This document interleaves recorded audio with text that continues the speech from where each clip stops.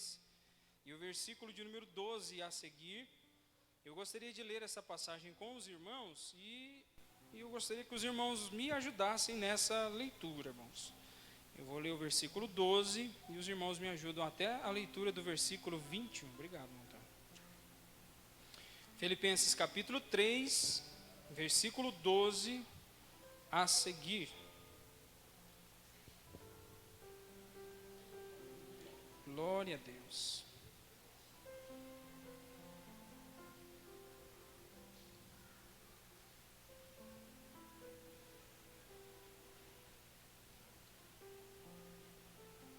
Os irmãos acharam, irmãos? Versículo 12 diz: não que eu o tenha já recebido, ou que tenha já obtido a perfeição, mas prossigo para conquistar aquilo, para o que também fui conquistado por Cristo Jesus. Quem pode ler para nós verso 13?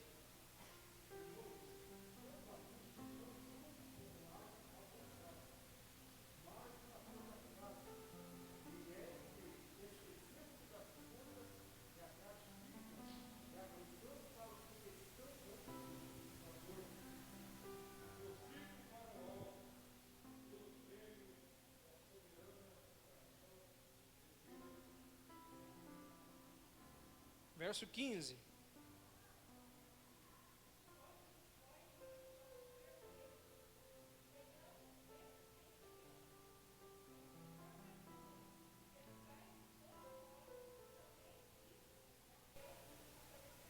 Dezesseis.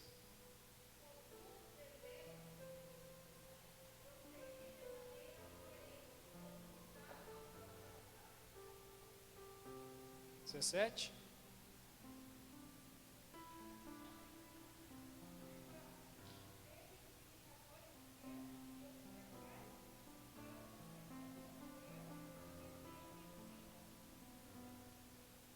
18.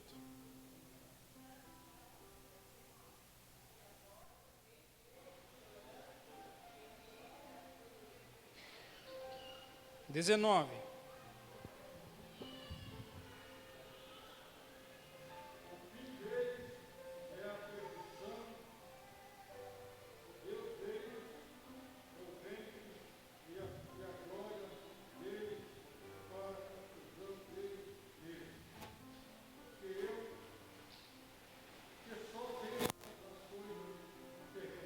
20.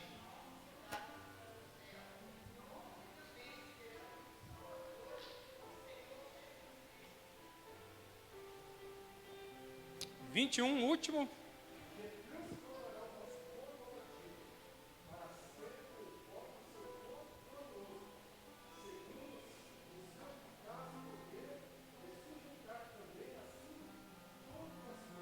Amém. Glória a Deus. Eu agradeço aos irmãos por ajudar nessa leitura.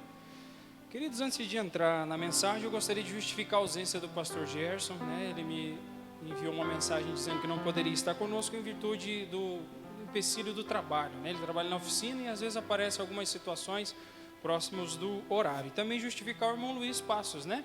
O Senhor preparou uma bênção de trabalho para ele, né, irmã Divo?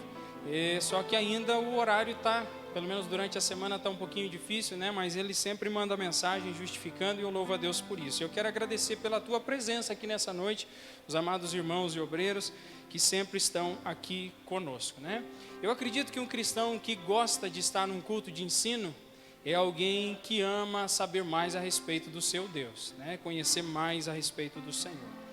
Queridos irmãos, nós temos estudado a Epístola aos Filipenses e nós temos percebido o cuidado pastoral que Paulo tem com as igrejas que ele enviou as suas epístolas. Esse cuidado é de alguém que sabe que constantemente pessoas, sejam fora ou internamente, elas podem de alguma maneira perverter o verdadeiro conhecimento de Deus. Então o cuidado que Paulo tem é o cuidado de um pastor de ovelhas que deseja realmente manter a igreja do Senhor Jesus com os olhos voltados para o sumo pastor, que é o Senhor Jesus Cristo. Os olhos nossos precisam sempre estar voltados para o Senhor Jesus Cristo. E o que nós temos diante de nós É uma passagem que vai nos ensinar, através do exemplo de Paulo, como nós devemos caminhar na vida cristã. Como nós devemos nos enxergar na caminhada cristã. Como a Bíblia nos descreve como filhos de Deus. Há uma frase muito interessante de um servo de Deus já falecido, do século XVIII, chamado John Newton. Ele escreveu uma frase que diz assim: eu não sou o que eu devia ser. Eu não sou o que eu quero ser. Eu não sou o que eu espero ser. Contudo, eu não sou o que costumava a ser. E pela graça de Deus, eu sou o que sou.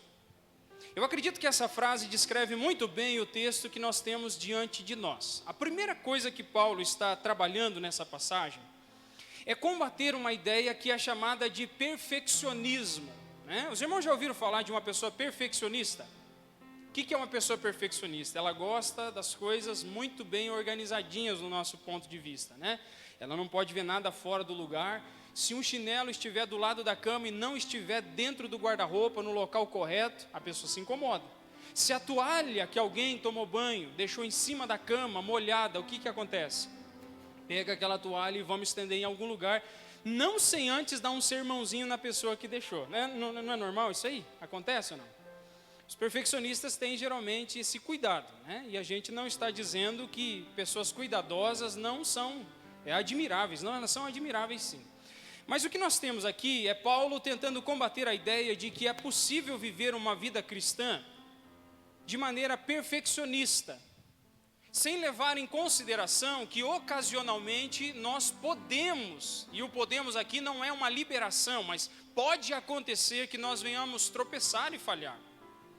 Nós precisamos ter o cuidado para nunca nutrir no nosso coração a mentalidade de que nós estamos numa posição cristã em que nós não corremos mais o risco de falhar ou cometer alguma transgressão ou falha. Eu acredito que Deus, de maneira muito especial, inspirou Paulo a dizer estas palavras aos irmãos, porque nós lemos aqui, ele diz: não que eu o tenha já obtido a perfeição. Paulo não se considerava alguém sem falhas, sem erros. Paulo sabe que é alguém, um ser humano, que é sujeito às circunstâncias da vida e que ocasionalmente ele pode falhar e ele pode tropeçar em alguma coisa. Esse ponto é interessante, porque nós devemos levar em consideração que as nossas vidas, elas têm uma caminhada e durante o percurso dessa caminhada, nós precisamos ser sensíveis à voz do Espírito Santo para nos levar diariamente a reconhecer as nossas limitações. Reconhecer as nossas limitações, ela nos levará a uma postura de humildade e de misericórdia diante das pessoas. Por exemplo, se alguém passou por algum tipo de cirurgia, uma cirurgia grave, uma cirurgia delicada, e vai conversar com alguém que vai passar pela mesma cirurgia, essa pessoa vai demonstrar uma certa empatia com ela. Por exemplo, eu tive, há mais ou menos 2 anos atrás, de passar por um procedimento cirúrgico para remoção das amígdalas, e algumas pessoas que eu fui conversar haviam passado por esse processo cirúrgico. E elas me disseram de maneira muito empática, muito caridosa, dizendo que eu iria sofrer um pouquinho por causa disso. E de fato, eu passei 12 dias com várias dores, aqui na região da garganta e do ouvido. Eram dores muito fortes, que às vezes nem com o medicamento aquilo aplacava. Quando nós nos observamos à luz da palavra de Deus e nos vemos como pessoas que não são completamente perfeitas, que nós não alcançamos o nível de santidade, não vamos alcançar este nível aqui nessa vida, isso nos faz olhar para as pessoas com um olhar de misericórdia. Nós olhamos para as pessoas que estão à nossa volta e nós somos, de alguma forma, empáticos diante delas, entendendo que se elas estão passando por um momento difícil, nós que somos cristãos devemos estender as mãos a elas e lhes ajudar a levantar. Nós não devemos ser aqueles que se posicionam com um olhar de julgamento contra as pessoas, pessoas que olham para elas e vão tecer determinados argumentos que vão depreciá-la como se ela fosse menos capaz do que nós. Não, todos nós dependemos da graça de Deus. E Paulo se coloca nessa posição, entendendo que a igreja precisava ouvir a respeito disso. A igreja de Filipos precisava entender que Paulo, apesar de ser um servo de Deus, que procurava agradar ao Senhor em todas as coisas, era um homem sujeito a fraquezas e dificuldades. Eu ouço muitas vezes alguns cristãos falando a respeito de Paulo, e eu particularmente tenho um carinho e um apreço todo especial por esse apóstolo, por causa da vida e do ministério dele. Mas eu não nutro em minha mente a ideia de que Paulo não tinha tentações, que Paulo não tinha fraquezas, que Paulo não tinha debilidades. Porque a partir do momento que nós somos seres humanos, nós estamos sujeitos a isso. Eu não estou dizendo com isso que essa palavra se torna uma legalidade para alguém viver na prática do pecado. Não, primeiramente que quem vive na prática do pecado, sem qualquer tipo de arrependimento, ele não nasceu de novo. Porque alguém que nasceu de novo, ele não vive na prática do pecado. É isso que nós aprendemos com João na primeira epístola. Mas pessoas, cristãos sinceros e verdadeiros, às vezes tropeçam com palavras e às vezes tropeçam com obras. E Deus é tão maravilhoso, porque às vezes a gente, em uma atitude meio que de um olhar altivo, julga algumas pessoas. E às vezes Deus, com o passar dos dias, permite que a mesma coisa que aconteceu com aquela pessoa, aconteça conosco também. Por que Deus faz isso? Ele faz isso para nos mostrar que tanto quanto as pessoas têm dificuldades e elas podem tropeçar, nós também podemos tropeçar. Isso torna-nos humildes e misericordiosos na hora de tratar de determinados problemas. Paulo também vai nos mostrar que nós estamos nessa caminhada cristã, caminhando em direção à perfeição. É o que nós vamos ver dentro desse contexto. E que Paulo deseja dizer a essa igreja que ficar estagnado não é o que Deus deseja de nós, mas Deus deseja que nós venhamos a prosseguir. Portanto, irmãos, na vida cristã, nós não devemos puxar o freio de mão, porque não existe freio de mão espiritual para o cristão. Eu vejo a vida cristã como uma subida, em que ou nós aceleramos, ou se nós deixarmos de acelerar, nós vamos voltar. E o que acontece se nós estivermos em uma subida e acelerarmos demais? O que acontece com o carro, os irmãos que são motoristas? Motorista profissional, que eu sei que tem um monte de gente profissional aqui, né? Tem Uber aqui, tem várias pessoas, né, irmão João? O que acontece conosco se nós acelerarmos rápido demais? Colocarmos o pé lá no fundo do acelerador. O que acontece com o carro? Ele vai patinar. Se nós colocarmos o pé muito devagar no acelerador, o que vai acontecer? O carro vai voltar. Esses dias atrás eu passei um apuro, irmãos, lá no Maracanã, estava junto com a minha esposa. E eu coloquei o carro numa subidinha ali, né, para ela poder ir numa loja rapidinho. E eu não percebi que eu voltei demais e ficou com o carro muito próximo do rapaz que estava atrás de mim. Falei, Senhor da glória, né? E o Cliozinho, ele não 1.0, dificuldade de dar aquela arrancada firme, né? Falei, Senhor, eu fui tentar arrancar, o carro voltou. Ai, Deus, né? Eu já fiquei imaginando, deve estar 1 dedo, 2 dedos de lá, né? Aí veio uma graça de Deus que disse assim, puxa o freio de mão, engata e depois se acelera e sai. E graças a Deus deu certo, né? Porque se você acelera de menos, você volta. Se você acelera demais, patina e não anda. É por isso que é interessante de se observar que a vida cristã muitas vezes é devagarzinho, calmo, mas é constante. Alguém já nadou ou sabe nadar aqui? Você sabe que se você tentar nadar devagar demais, daqui a pouco você vai afundar.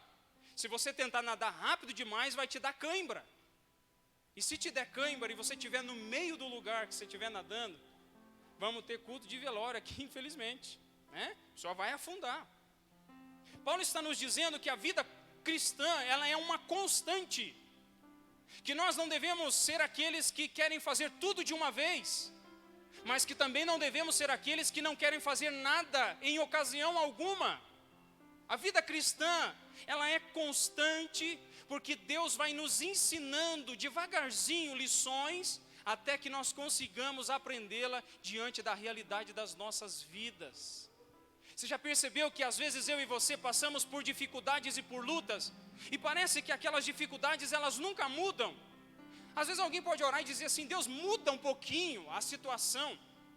Senhor, muda a circunstância, porque parece que as provações que eu passo é sempre voltado nessa área.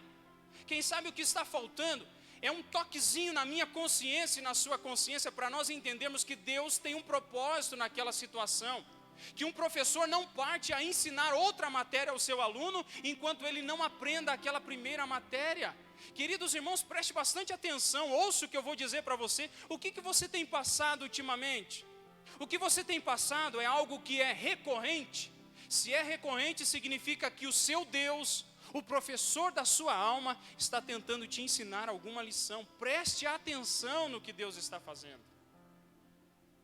Às vezes nós achamos que para Deus trabalhar nas nossas vidas, alguma palavra estrondosa, alguma sarça ardente tem que pegar fogo para que alguma coisa aconteça conosco. Mas Deus muitas vezes, Ele vai trabalhar no silêncio da tua história. Ele vai trabalhar no silêncio das circunstâncias da sua vida. E você está dizendo assim: Deus, o Senhor não fala comigo. O Senhor não está me vendo aqui na minha vida, na minha circunstância, nas ocorrências do meu dia a dia. Você está enganado. Deus está falando, Deus está agindo, mas nós não estamos ouvindo e nós não estamos vendo, porque Ele age em todo o tempo. Existe algum lugar desse universo que Deus não esteja? Existe algum espacinho de todo este vasto universo que Deus não esteja neste lugar? Ao intentar construir um templo, Davi foi confrontado por Deus e Deus disse para ele: Davi, que templo poderia me acomodar, visto que o céu é o meu trono e a terra é o estrado dos meus pés? O meu Deus e o seu Deus, o meu Pai e o seu Pai, é aquele que está presente em cada detalhe da nossa história. Você sabe o que eu fico mais perplexo muitas vezes? Hoje eu estava conversando com um colega de trabalho, não cristão, não evangélico, melhor dizendo. E às vezes eu ouço da boca de não cristãos, não evangélicos, algo que eu gostaria de ouvir dos cristãos evangélicos. Ele disse assim: olha, do jeito dele, né? Eu tenho a minha fé, eu faço as minhas orações, mas eu acredito que Deus é quem conduz a história da minha vida. Eu falei: rapaz do céu. Deu vontade de dizer para ele, igual Jesus falou lá, né, para o escriba: você não está longe do reino dos céus, né? Mais um pouquinho, a graça de Deus vai alcançando e clareia. Porque nós precisamos entender que Deus está no controle da minha história e da tua história. E que o nosso Deus, Ele tem desejo que nós como cristãos possamos caminhar em direção à perfeição. Não se achando perfeitos agora, mas caminhando para aquilo que será a nossa vida com Cristo eternamente.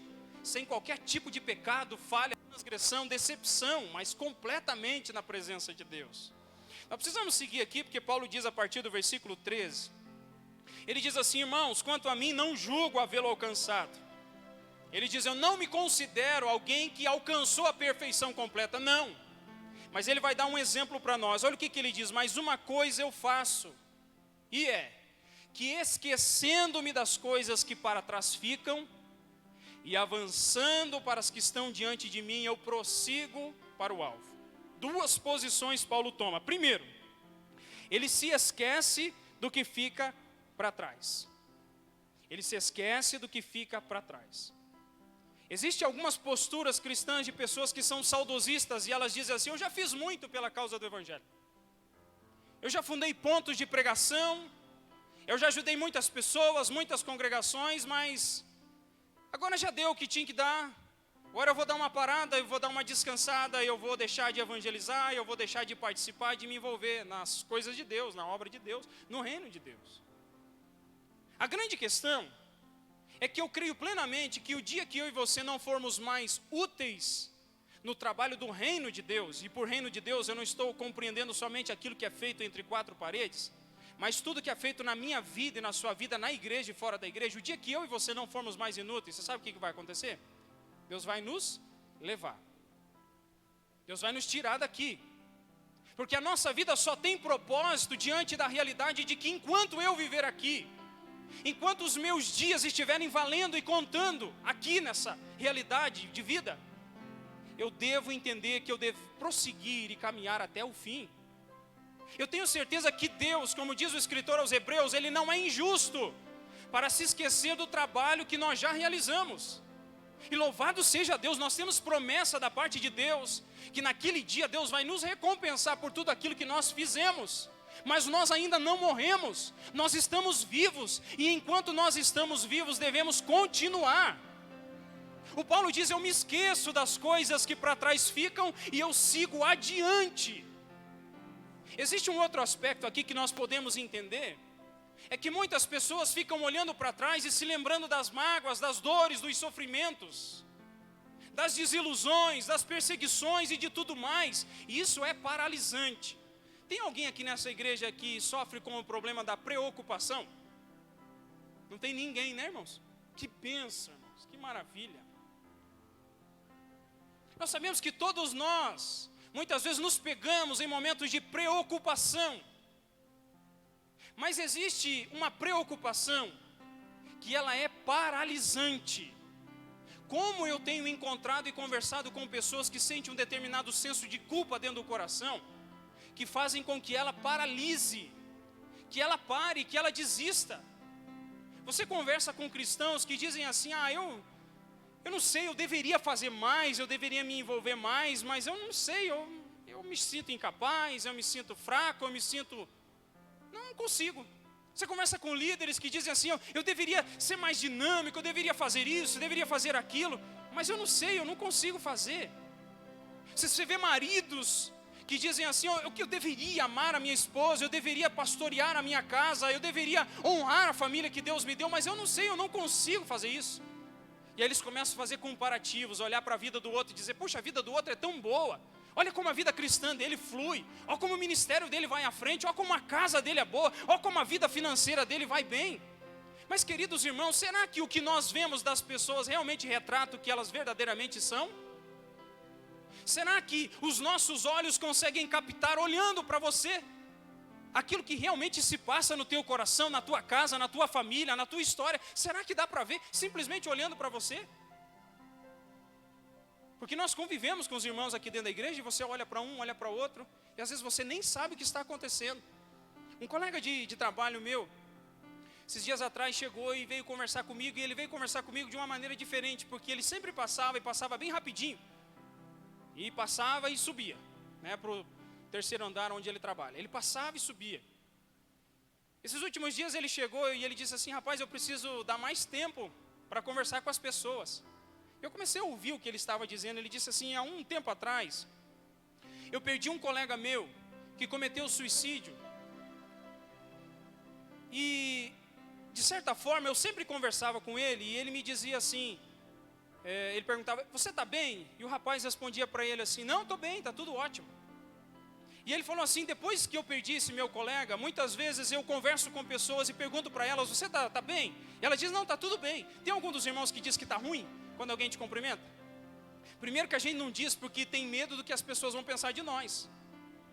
Mas a grande questão é que quando nós nos assentamos com as pessoas e começamos a conversar com ela está frustrada porque ela olha para a vida dos outros e ela acha que a vida dos outros é melhor, que os outros não sofrem, que os outros não têm dificuldades, que não têm lágrimas, que não têm provações na vida. Não, todo mundo tem, todo mundo passa por isso. Vivemos na época do Facebook, que você entra no Facebook das pessoas, você vê a foto delas lá no Facebook, e como é que é as fotos das pessoas lá? Chorando, na prova, todo mundo rindo, se abraçando, né? E sorriso para lá, e roupa bonita para cá. Mas será que aquelas fotos representam como realmente aquelas pessoas estão? Queridos irmãos, temos que deixar de viver de aparências e de cascas, e entendermos que nós somos seres humanos, e que como seres humanos, nós não somos perfeitos, como nenhum de nós é.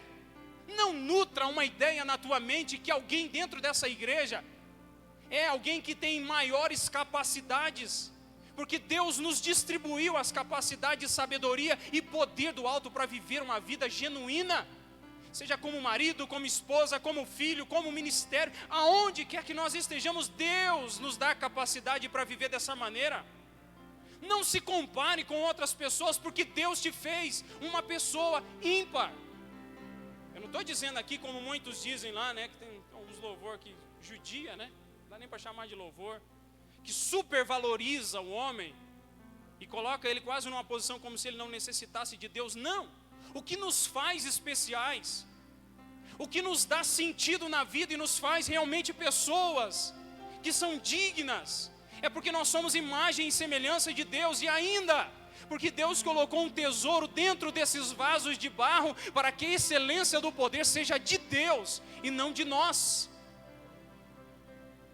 Não se compare, não venha se medir com outras pessoas, porque Deus te fez assim, e tente desenvolver piedosamente de todo o coração uma vida santa na presença de Deus. Amém, irmãos? Paulo vai dizer para nós também que ele se esquece das coisas que estão atrás e ele avança para as que estão na frente. Para que ele avança? Ele avança para conhecer mais Jesus, porque ele sabe que quanto mais ele conhecer Jesus, mais transformado ele será. Esses dias atrás eu estava observando a passagem de Mateus, no capítulo 25, do versículo 36 até o 46, 31 até o 46, e Jesus vai falar daquele dia quando ele vai separar à direita as ovelhas e à esquerda os bodes. E aos que estão na direita ele vai dizer: vinde, benditos de meu Pai, possuí por herança um reino que vos está preparado desde a fundação do mundo. E ele diz: porque eu tive fome e vocês me deram de comer, eu tive sede e vocês me deram de beber, eu estava nu e vocês me vestiram, eu estava enfermo, doente, preso e vocês foram me ver. Aos que estão à esquerda, os bodes, ele vai dizer: malditos, apartai-vos de mim para o fogo eterno, preparado para o diabo e seus anjos, porque eu tive fome e não me deste de comer, eu tive sede e não me deste de beber, estava nu e não me vestistes, preso, enfermo e doente, e vocês não foram me ver. Eu estava observando aquelas palavras ali, e você já percebeu o que Jesus está nos ensinando? Ele está dizendo que enquanto ele esteve aqui sobre essa terra, ele procurou amparar aqueles que necessitavam primeiro com salvação, porque nós não podemos ajudar pessoas com comida somente. Devemos continuar fazendo a nossa ajuda social, sim, mas ainda que nós ajudemos somente com o alimento, essa pessoa pode continuar com a barriga cheia, mas sem salvação e sem graça de Deus. É por isso que não estamos tentando pregar um evangelho social, nós não estamos buscando um apêndice nas coisas e nos auxílios, não, de forma alguma, mas como igreja que ama as almas, que ama aqueles que foram feitos à imagem e semelhança de Deus, nós pregamos o evangelho de maneira genuína, e quando temos a oportunidade, não abrimos mão de ajudar aqueles que necessitam. É aqui que é interessante de se observar. Por quê? Porque o exemplo de Cristo, a vida de Cristo, ela nos leva a nos comparar com Ele e ver que nós estamos muito longe daquilo que Ele é. Mas isso não é uma comparação que nos destrói, não. É uma comparação que nos leva mais para perto de Deus. Porque quando nós vemos que Cristo era alguém que mesmo diante das pessoas rudes e cruéis desse mundo Ele amava, nós dizemos: Senhor, eu preciso amar como o Senhor ama. Quando nós vemos Jesus perdoando Pedro por ter negado, nós vemos Jesus, nos ensina, Senhor, a perdoar assim como o Senhor perdoou. E essa comparação que nós fazemos com Cristo e conhecendo a Cristo nos faz seguir e caminhar rumo à perfeição. Aqui nessa vida, não, mas nós caminhamos para a perfeição daquele dia quando Jesus virá e transformará o nosso corpo para sempre. Paulo vai nos dizer no versículo 15 e 16 que existem duas realidades. Nós devemos nos enxergar como perfeitos em Cristo Jesus. Vamos citar um exemplo aqui, que uma das nossas irmãs resolveu ir até o salão de beleza para dar uma ajeitada no cabelo. Eita, as irmãs, ó, glória a Deus. Aí você vai naquele salão, e geralmente você olha, alguns desses salões têm vários folders de cabelos, né? Diversos de mulheres, determinados cortes, penteados. E quando olha naquelas fotos ali, o que geralmente vai dizer? Eu queria daquele jeito ali. E tem lugar, irmãos, que fazem milagre, né? Que tem determinados tipos de cabelo que não é para aquilo.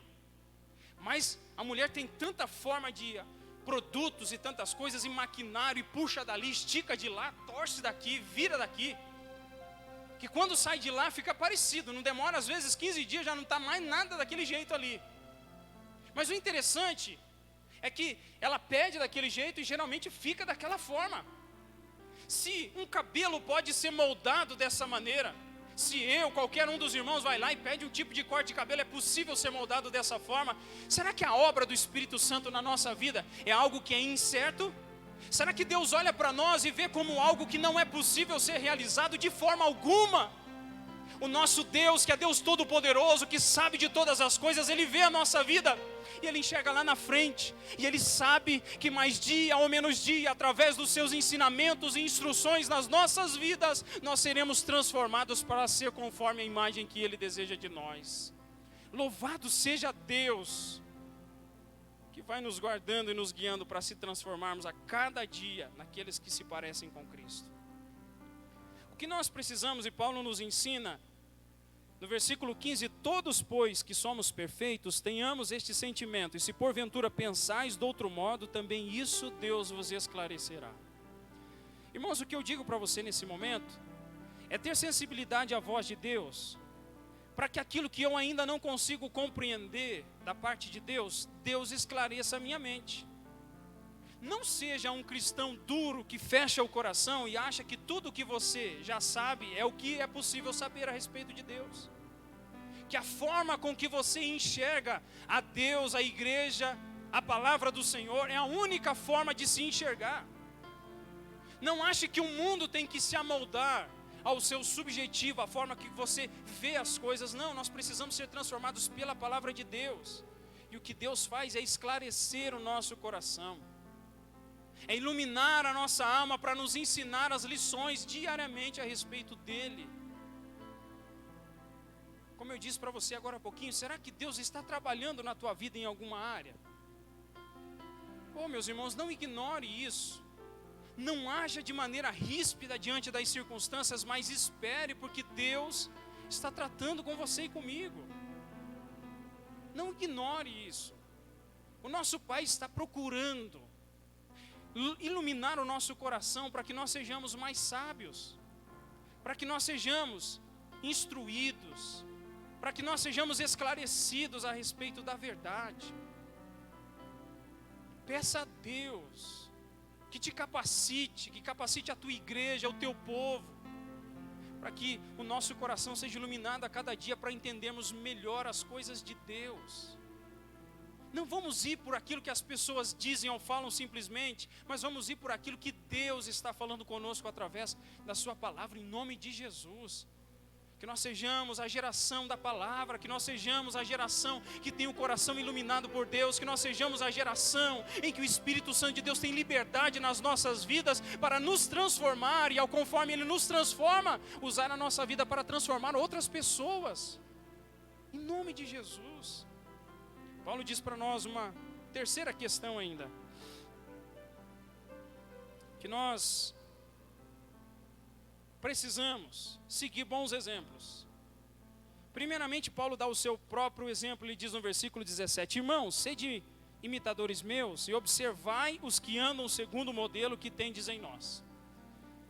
Existem na caminhada cristã bons modelos a serem seguidos, pessoas que amam a Deus e vivem de maneira piedosa diante do Senhor, pessoas que honram a Deus na sua forma de viver, pessoas que realmente, antes de fazer qualquer coisa, se dobram diante de Deus e pedem a misericórdia de Deus, para que Deus o ajude a tomar decisões corretas. E você vê a prática dessas pessoas, que são pessoas cheias de virtude espiritual, pessoas que apesar de vários anos na caminhada, continuam firmes na presença de Deus, e que não se tornaram duros ou calejados, mas se tornaram pessoas trabalhadas e maleáveis nas mãos de Deus.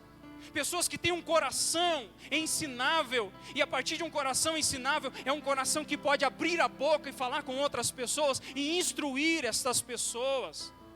Irmãos, deixa eu fazer uma pergunta para você. Será que a maneira com que você tem agido, tem atraído pessoas para perto de você? Você tem atraído pessoas ou você tem espantado pessoas? Eu não estou dizendo que você tem que dizer palavras que agradem e que afaguem as pessoas para que elas sejam suas amigas, não. Mas será que as palavras que fluem da sua boca são palavras de vida? Será que as palavras que fluem do nosso coração é resultado de pessoas que amam a Deus e que quando falam sobre Deus, enchem os olhos para falar dele? Eu me lembro de um irmão que eu tive o privilégio de caminhar com ele, que quando você ia falar com ele sobre Jesus, Se ele tivesse com uma camisa de manga curta, dava para você ver até os pelinhos do braço dele arrepiando de tanta alegria dele falar a respeito de Jesus. Teve um irmão que um dia viu isso, ele falou assim, olha só porque ele começou a falar de Jesus, pessoas que têm prazer em falar de Jesus, pessoas que podem falar de qualquer assunto, mas quando o nome Jesus é pronunciado, elas dizem, esse nome é precioso, esse nome não é qualquer nome, esse nome é o nome daquele que deu a vida por mim, daquele que me ama, que continua caminhando comigo. Queridos, existem bons exemplos de homens e mulheres de Deus, que quando você fala com essas pessoas, você recebe edificação da parte de Deus. É com essas pessoas que nós devemos nos aconselhar, é com essas pessoas que nós devemos compartilhar, abrir o nosso coração, receber instrução, com aqueles que honram a Deus e que amam a Deus, não só com palavras, mas com vida diária. E é isso que Paulo está dizendo. Por quê? Porque ele sabe que tem gente que é enganador, porque ele sabe que no meio das igrejas existiam pessoas que queriam ludibriar os ouvidos dos cristãos e enganá-los. E ele diz assim que essas pessoas eram gente que servia ao próprio ventre. Quando ele diz servia ao próprio ventre, ele está dizendo que essas pessoas ou poderiam estar movidas por glutonaria, por prazeres sexuais ilícitos, ou por qualquer outro sentimento meramente humano e pior, carnal, pecaminoso. Mas ele vai dizer para nós que quando ele olha para essas pessoas, e ele fala até chorando a respeito delas, que elas são inimigas da cruz de Cristo, que ao invés de honrar a Deus com as suas palavras e obras, elas desonram a Deus. E aí ele vai fazer um apelo final dizendo para os irmãos, você sabe por que nós devemos viver de maneira diferente? Ele diz assim, porque nós somos uma colônia do céu na terra. Você já viu o que é uma colônia? Você vai muitas vezes nos lugares e em determinadas cidades onde existem colônias de alemães, colônias de turcos, escoceses e vários outros povos que vivem dentro de outros países. São colônias, mas que preservam a sua cultura. Paulo está dizendo que nós temos uma colônia chamada igreja. Não é que ele está dizendo que nós devemos viver de uma maneira alienada da vida lá fora. Não, ele está dizendo que a nossa vida deve ser uma vida diferente, uma vida que se distingue, uma vida que preserva aquilo que a palavra do Senhor nos ensina. É por isso que ele diz, irmãos, a nossa cidade está nos céus, a nossa pátria ainda não é aqui, nós somos uma colônia do céu na terra. E ele vai dizer, e essa pátria que nós aguardamos, ela vem quando o Senhor Jesus Cristo vier. E quando Ele vier, aí então nós seremos perfeitos. E Ele vai finalizar dizendo assim, você sabe como que nós seremos perfeitos? Quando Ele vier e transformar o nosso corpo abatido para ser conforme o seu corpo glorioso. Eu quero finalizar essa mensagem dizendo algo para você. Se você tem tropeçado, Deus hoje te chama a olhar para Cristo e buscar nele a força para poder vencer. Às vezes a dificuldade de enxergarmos as nossas falhas é estarmos longe de Jesus e da sua palavra. Irmãos, eu vou dizer por experiência própria, se eu ficar muito tempo sem o contato com as Escrituras, eu me torno frio e apático.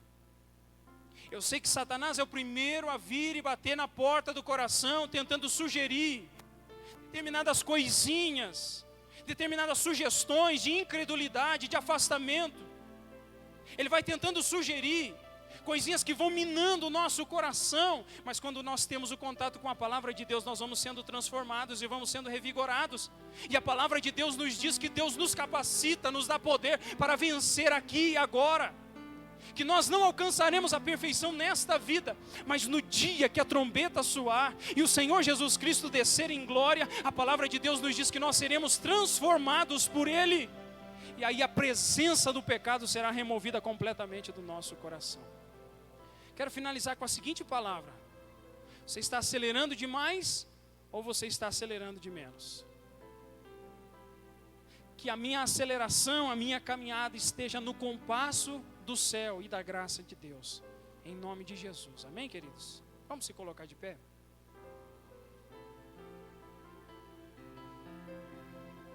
Glória a Deus. Tem alguém aqui que gostaria de receber uma oração? Tem alguém aqui que gostaria de pedir a graça de Deus e pedir a Deus que lhe fortaleça para que você possa caminhar de maneira mais firme. Se está muito devagar, o Espírito de Deus vai te fortalecer para você andar no compasso correto. Se você está muito acelerado, o Espírito Santo de Deus vai acalmar o teu coração e te ajudar a andar no compasso certo, na caminhada certa.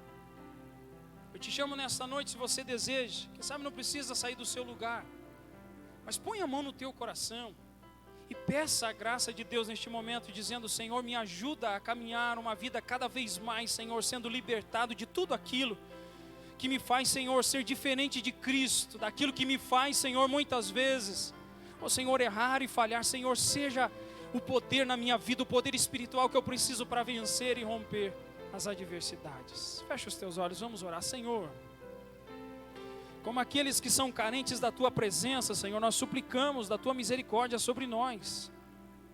A Tua palavra vai nos dizer, Senhor, que nós precisamos nos ver corretamente, não achar, Senhor, que porque temos determinados costumes, nós somos perfeitos e melhores do que outras pessoas. Senhor, que nós possamos nos ver como aqueles que foram perdoados, como aqueles que tiveram, Senhor, o nome escrito no livro da vida, mas que precisam da graça do Senhor constantemente para viver aqui e agora. Senhor, se a nossa geração é uma geração que não tem enxergado a realidade, se é uma geração, Senhor, que não tem se visto a luz da graça do Senhor, que possa ser uma geração de olhos abertos, Senhor, para que nós possamos receber o amparo da graça, da misericórdia e do poder do Senhor, para viver uma vida vitoriosa, Senhor, vivendo a cada dia, aprendendo com Cristo, sendo transformados por Ele, para que naquele último dia, Senhor, quando o Senhor vier, nós possamos ouvir a Tua voz, subir com o Senhor e sermos transformados, Senhor, para que o Teu nome seja glorificado. Mas enquanto estamos aqui, que esta colônia do céu na terra, Senhor, possa viver de uma maneira totalmente íntegra na Tua presença, confiando na Tua graça e na Tua misericórdia, Senhor, em nome de Jesus. Amém, queridos? Tome assento, por gentileza. Glória a Deus. Nós já estaremos encerrando este culto, louvando a Deus por mais este momento.